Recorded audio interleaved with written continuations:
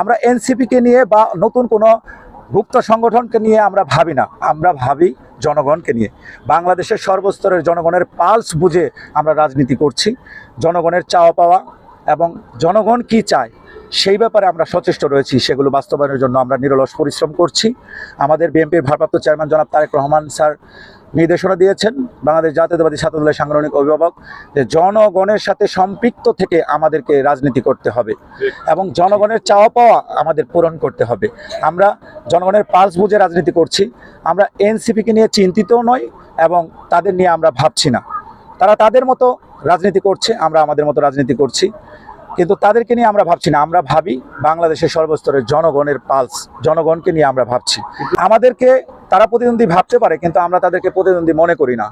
আমরা বাংলাদেশ জাতীয়তাবাদী ছাত্রদল কেন্দ্রীয় সংসদের নেতৃত্বে যদি ঢাকার শাহবাগে বা শহীদ মিনারে কোনো প্রোগ্রামের আয়োজন করা হয় এবং পাশাপাশি যদি এনসিপি কোনো প্রোগ্রামের আয়োজন করে, আপনারাই দেখবেন যে বাংলাদেশ জাতীয়তাবাদী ছাত্রদলের প্রোগ্রামে জনস্রোত হবে। তার তুলনায় আমরা কখনোই এনসিপিকে আমরা বাংলাদেশ জাতীয়তাবাদী ছাত্রদলের সাথে প্রতিদ্বন্দ্বী মনে করি না, কম্পেয়ার করি না। আমরা আমাদের রাজনীতি করছি, তারা তাদের রাজনীতি করছে, তাদের সাথে আমাদের কোনো কনফ্লিক্ট নেই।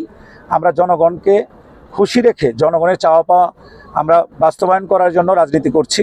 এটা আমাদের বিএনপির ভারপ্রাপ্ত চেয়ারম্যান জনাব তারেক রহমান স্যারের নির্দেশনা।